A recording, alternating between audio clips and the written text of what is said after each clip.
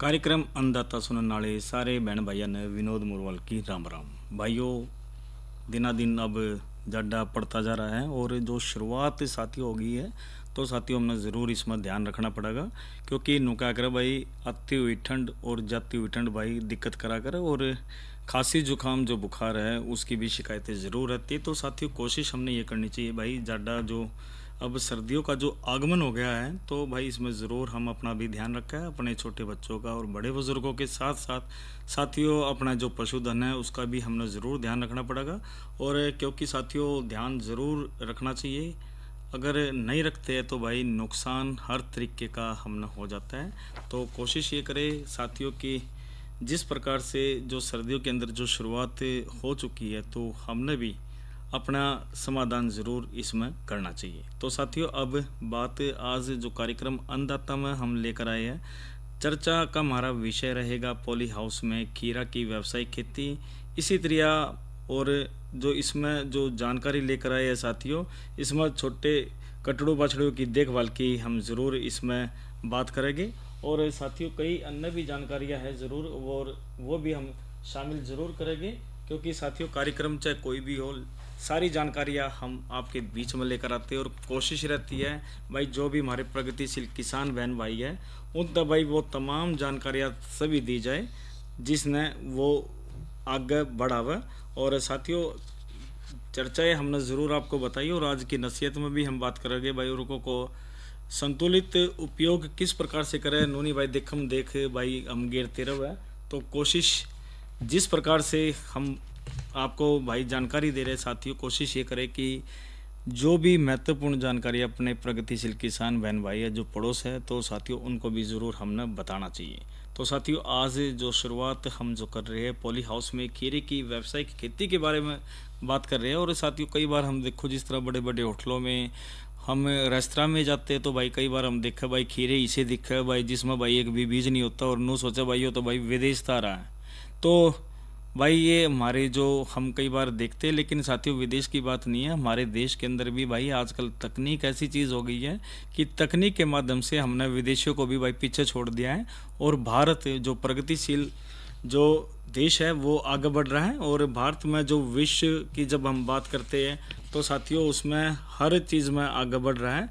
और जो poly house में खीरे की जो व्यावसायिक खेती की जब हम बात करें तो भाई देखो नूतन भाई जो पॉली हाउस की जब हम बात करें भाई खेतों के अंदर भाई एक जो कमरे से बना देते पॉली हाउस ग्रीन हाउस है, तो इस प्रकार से पन्नी सी लगा कर हम वो जो पॉली हाउस से बना देते तो साथियों उनकी हम चर्चा ज़रूर करें। देसी हिसाब में हम बात करें तो भाई देखो खीरा जो उष्ण मौसम की जो फसल से और इसकी जो वृद्धि की अवस्था के समय भाई पाला पड़ने में भाई इसकी जो ज़्यादा हानि होती है, तो फलों को जो उचित वृद्धि व विकास के लिए भाई 50 इसमें जो बात करें तो वृद्धि के लिए विकास के लिए भाई 15 से 20 डिग्री सेल्सियस से सेंटीग्रेड का तापमान इसमें बढ़िया रहता है। तो खरबूजा व तरबूज की अपेक्षा भाई जो खीरे को कम तापक्रम की अवस्था आवश्यकता इसमें पड़ती है। तो किस्मों की चुनाव की जब हम बात करते हैं भाई इसमें व्यावसायिक खेती में जब खीरे को हम लेते हैं तो किस्मों के चुनाव में भाई ग्रीन हाउस में ऐसी किस्मों का चुनाव किया जाता है भाई जो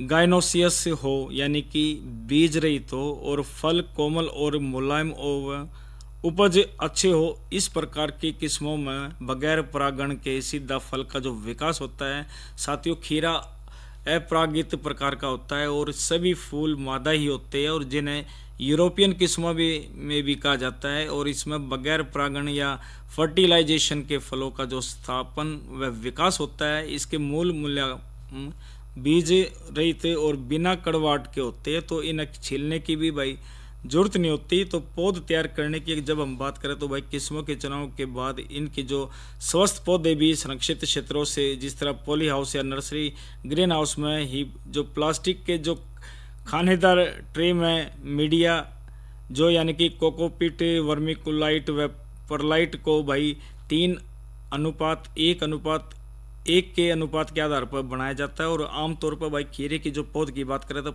20 से 25 दिनों में इसमें रोपाई हो योग्य हो जाती है। और सर्दी में बीजों को ट्रे में बोने के बाद भाई अंकुरण तय भाई इसमें 20 से 25 डिग्री सेंटीग्रेड तापमान पर रखा जाता है। और अंकुरण के तुरंत बाद भाई उनको नर्सरी में भाई जो ग्रीन हाउस या पॉली हाउस में लगा दिया जाना पड़ता है इसमें। और भूमि और उसकी तैयारी की जब हम बात करें तो भाई रोपाई तो 1 महीने पहले खेत की जो गहरी जुताई करके भूमि ना छितरिया भाई तैयार कर ले हुआ। और भूमि से जो विभिन्न प्रकार के जो रोगाणुओं व कीटाणुओं के निदान करता है भाई माटी को जो फॉर्मेलिडिहाइड के घोल से उपचारित करना चाहिए, जिसमें भाई 1.5 किलोग्राम गोबर की सड़ी हुई खाद और 5 ग्राम नाइट्रोजन और 2.5 फास्फोरस व 2.5 ग्राम पोटाश की शुद्ध मात्रा प्रति वर्ग मीटर के हिसाब से डालनी चाहिए। और मिट्टी में भाई अच्छी तरह मिला देना चाहिए। और या तक हमने करी भाई मिट्टी के तैयारी की बात और कृषि क्रिया और खरपतवार के नियंत्रण की बात करें तो भाई पौध तैयार होने के बाद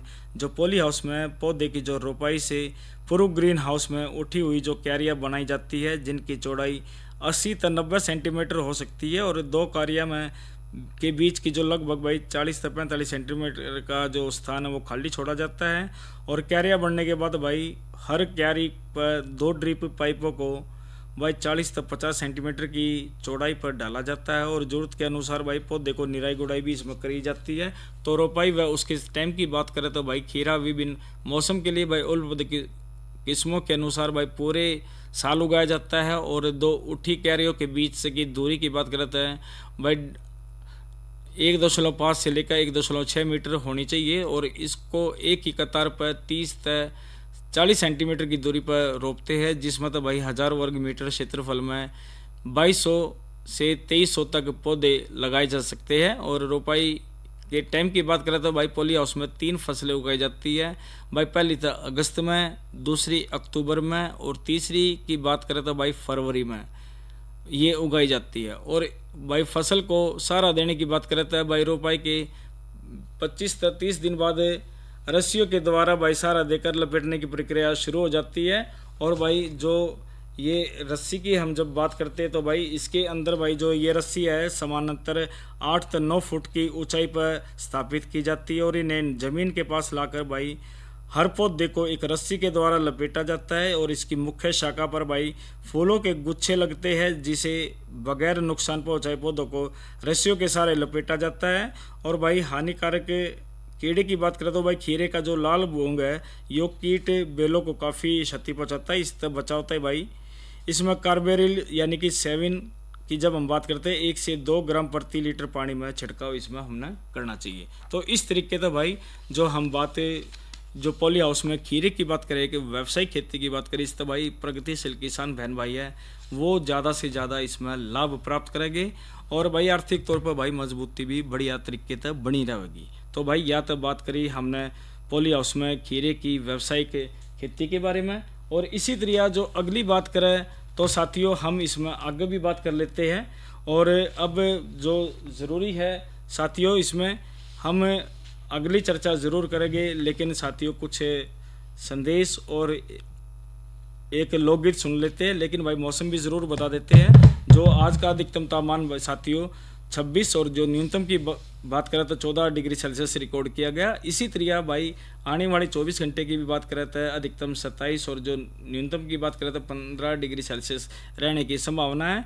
और भाई आने वाले जो कृषि कार्यक्रम है उसकी भी ज़रूर चर्चा हम ज़रूर कर लेते हैं, क्योंकि साथियों जानकारी हम जब देते हैं तो बता देते हैं भाई अगले दिन कौन सा कार्यक्रम होता है। और भाई जो प्रगतिशील किसान बहन भाई है भाई उस कार्यक्रम ने सुनकर जो फसल बो रखी है उसका निदान भी ज़रूर पाते हैं। तो साथियों कल शनिवार है और शनिवार को कार्यक्रम किसान वाणी में हम जो चर्चा लेकर आए भाई ट्रैक्टर का रख रखाव किस तरह करें और नई फसल नई उमंग में हम बात करेंगे भाई पत्ता गोभी की बिजाई में सावधानियाँ।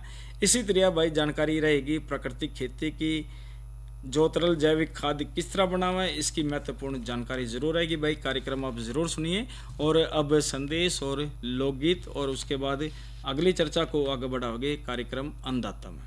मुसीबतें और जरूरतें कभी बता के नहीं आती। ऐसे में मनापुरम फाइनेंस के साथ लीजिए एक स्मार्ट डिसीजन ताकि आप मुश्किलों का सामना कर सकें। आपके हर फाइनेंशियल इमरजेंसी में आपके साथ मनापुरम फाइनेंस जो लाए हैं इजी गोल्ड स्कीम, जिसमें जितने दिनों का होगा लोन उतना ही होगा इंटरेस्ट। अधिक जानकारी के लिए आज ही विजिट करें नजदीकी मनापुरम फाइनेंस शाखा में या टोल फ्री नंबर 1800-420-2233 पर कॉल करें।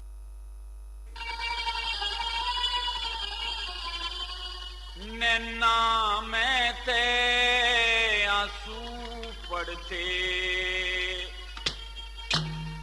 जने बूंद साड़ के झाड़े में। हाँ जिस दम ते माँ कहा करे वो सांस नहीं तेरे दाड़े में।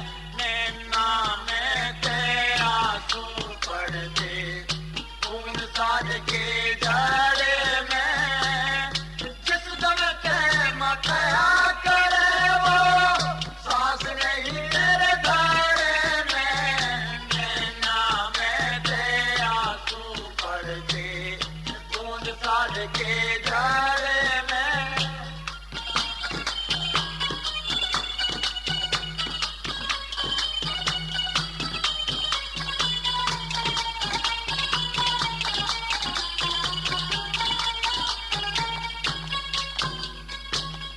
काशी जी में करें गुजारा, काशी जी में करें गुजारा।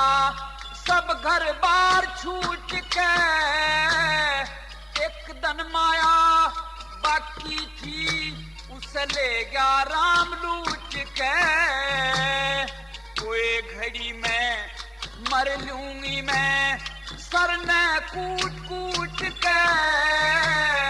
कद की देखूं बाट कमर तू कहेगा मात पूछ के। कहेगा मात पूछ के। टूट के मोती पड़ा रेत में, टूट के मोती पड़ा रेत में। जो रहा करे था लाड़े में। नैना में ते आंसू पड़ते साड़ के झाड़े में। जिस दम ते माँ कया करे वो सांस नहीं तेरे धारे में। नैना में ते आंसू पड़ते बूंद साड़ के झाड़े में।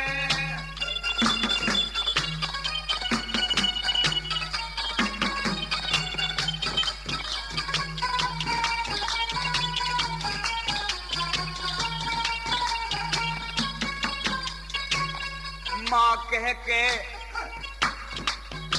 हाँ माँ कह के सुत बोलन आला सो कोस पर ऐसे। बेटा मर गया मैं रही उतनी इकली की जान डरे से। तेरा पिता काले भंगी के कर्ज का दंड भरे से। मैं बेटा तेरी गैल मरूं जीने ते नहीं सरे से। जीने ते नहीं सरे से। माँ बेटे के लाड करे से। माँ बेटे के लाड करे से। गोटा लाड करे में। नैना में ते आंसू पड़ते बूंद साड़ के झाड़े में।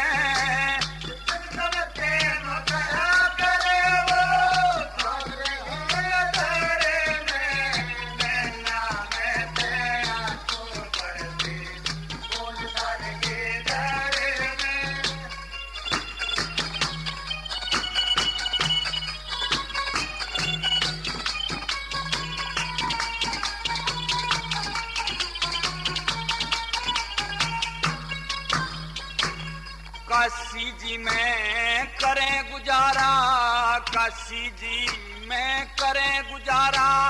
दिन आंगड़िया गिन के तेरा पिता क्यों कर जीवेगा तेरे मरे की सुन के। जहर भरा तेरी काया में लकड़ होगी तन के। दुनिया तन्ने मारेगी मन बेटा खा लिया जन के। बेटा खा लिया जन के। हाँ काल बली ने तोता बन के। काल बली ने तोता बन के। जब चोंच चबो दी धार में। नैना में ते आंसू पड़ते बूंद साड़ के झाड़े में। चंद्रवते मगरा करे वो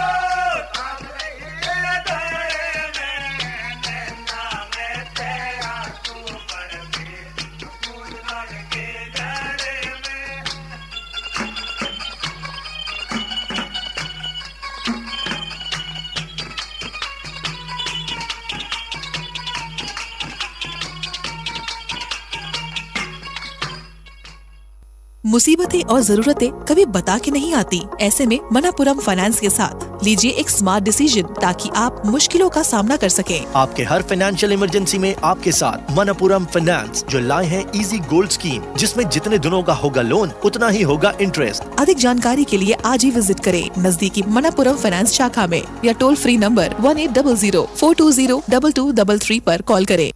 तो साथियों, ये तो आपने संदेश सुना और संदेश से पहले हम जो बातचीत ज़रूर करे थे भाई लोक संगीत से पहले कि भाई पॉली हाउस में खीरे की व्यावसायिक खेती किस प्रकार से करें, और भाई आज की नसीहत की भी ज़रूर हम बात करेंगे। रोकों का जो संतुलित उपयोग हम किस प्रकार से करें, क्योंकि साथियों देखो कोई भी चीज़ हो साथियों उसका ज़रूरी हमें ध्यान रखना चाहिए।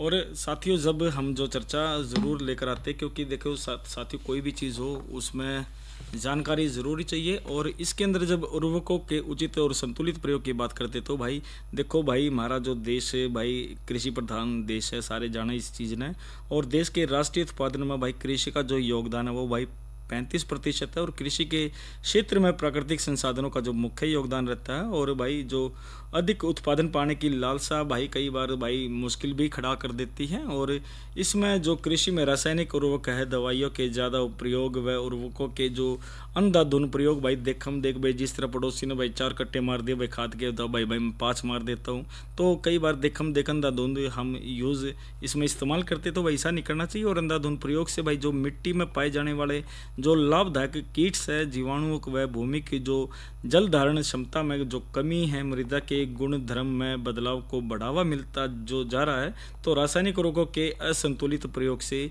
जो जिस तरह भूमि की उपजाऊ शक्ति भाई वह बहुत ज़्यादा प्रभावित होती है। और कई बार हम देखते हैं भाई जो ज़्यादा लालच के चक्कर में भाई हम जो उर्वरकों का प्रयोग कर देते, कीटनाशक दवाइयों का ज़्यादा कर देते, तो कई बार साथियों वह जो भूमि है वह बंजर हो जाती है। और कई जगह तो हमने ऐसा भी देखने में पाया भाई जो सब्जी जो फसल वह उगा करती भाई वह ख़त्म हो ली उस भूमि में, दूसरी भूमि में उगने लग गई।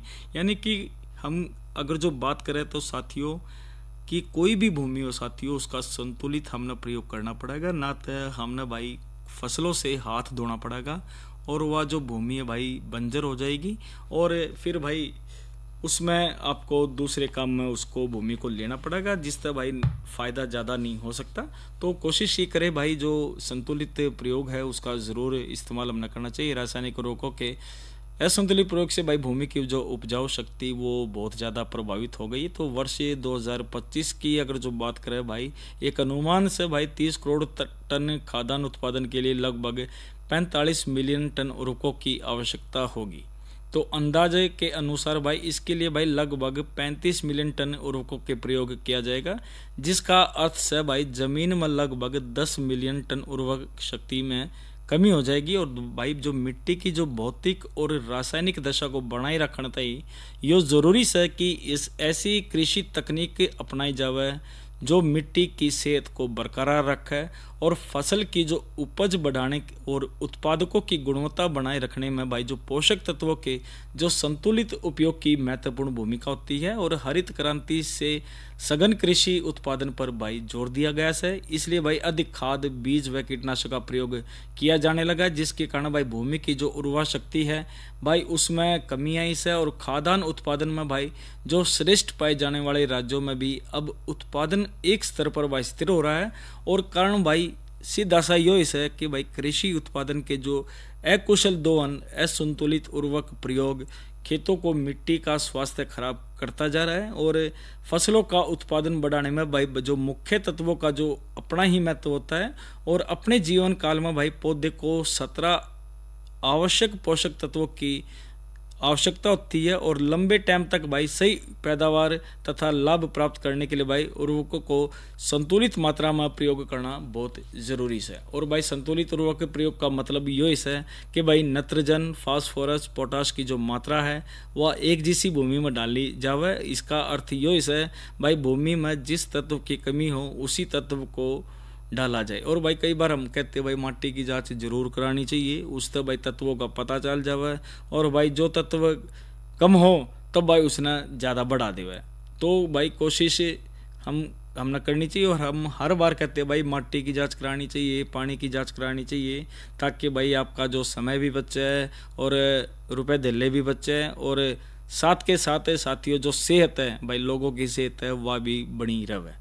और कई बार भाई देखो नुका कर लालच हमने डुबा देता है, और जो पैसा हम कमाते साथियों, अगर जो नेक नियत ना होता है, नहीं कमाया जाता, तो साथियों वो नुकसान कहीं ना कहीं ज़रूर देता है। तो एक अंतरात्मा पर का भी हमें ध्यान रखना चाहिए भाई, एक ऐसा काम करना चाहिए जो जन के लिए हम अपना योगदान देवे, और जन कल्याण की भावना से भाई जो कृषि को हम आगे बढ़ा रहे, तो साथियों उसका भी हमें ज़रूर ध्यान रखना चाहिए। क्योंकि देखिए जो किसान भाई वो देश का अन्नदाता है, और अन्नदाता को ज़रूर ये ध्यान रखना पड़ेगा भाई, लालच को साइड में धरकर भाई एक जन के लिए, एक समाज के लिए, एक अपने देश के लिए भाई, देश से सभी प्यार करते हैं, और प्रगतिशील जो किसान बहन भाई है भाई, उनका जो योगदान है भाई वो अतुलनीय है।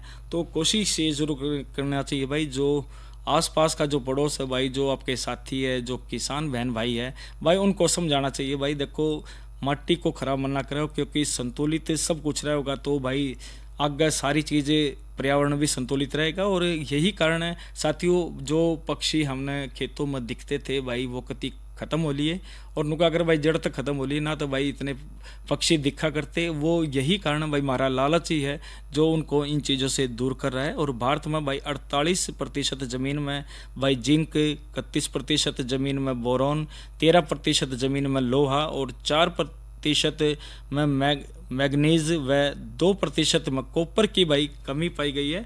और संतुलित रोगों के प्रयोग के टाइम में प्रत्येक फल के बाद भूमि में पोषक तत्वों की जो कमी आ जाती है उसे भाई पूरा करना हमने ज़रूरी चाहिए। तो कोशिश करें भाई मिट्टी की जांच कराए, और भाई जो उर्वरक जो नहीं है भाई वो उसमें हमने बनाए रखना चाहिए। और फास्फोरस की कमी से भाई जड़ों का जो विकास कम हो जाता है, फुटाव रुक जाता है, बालियाँ व दाने में भाई कम बढ़ते हैं, और फसल देर से पकती है। तो भाई ये जो है फास्फोरस की कमी से है, और दाने की अपेक्षा जो भूसे की प्रतिरोधता जो बढ़ाता है, और फसल को गिरने से भी बचाता है।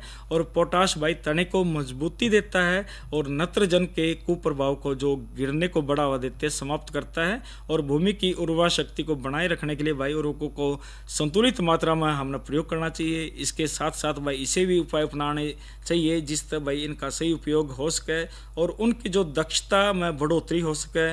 फास्फोरस और पोटाश के उर्वरकों की जो पूरी मात्रा में बिजाई पर ही हमने इसमें देना चाहिए। तो साथियों ये बात हमने करी, उर्वरकों के संतुलित प्रयोग की बात करी, और इसी तरह साथियों अगली भी एक चर्चा ज़रूर हम कर लेते हैं भाई, जो हमारे छोटे कटड़ू बछड़ू है उनकी देखभाल। और नुका करे साथियों जो नवजात जो पशु की देखभाल करेंगे भाई, जब वह हमने घी दूध मिलेगा तो कोशिश ये करनी चाहिए भाई, जो सहायक धंधे भाई कृषि के साथ इस समय भी पूरा योगदान हमने देना चाहिए। और भारत एक कृषि प्रधान देश है, और यहाँ के भाई जो लगभग 75% लोग खेती और पशुओं पर निर्भर है। और अब हमारे देश में भाई पशुपालक आधुनिक तकनीकों का प्रयोग करने के लिए उत्सुक है, जिससे भाई कम से कम भाई खर्च में ज़्यादा लाभ प्राप्त कर सके। इसलिए भाई पशुपालन में अच्छी नस्ल के चुनाव का और पालन के बाद सबसे महत्वपूर्ण स्थान बच्चों के जो समुचित पालन पोषण का है। तो सही मायने में बच्चों की देखभाल रख और उसके जन्म से पूर्व की ही मादा के गर्भ से शुरू हो जाती है।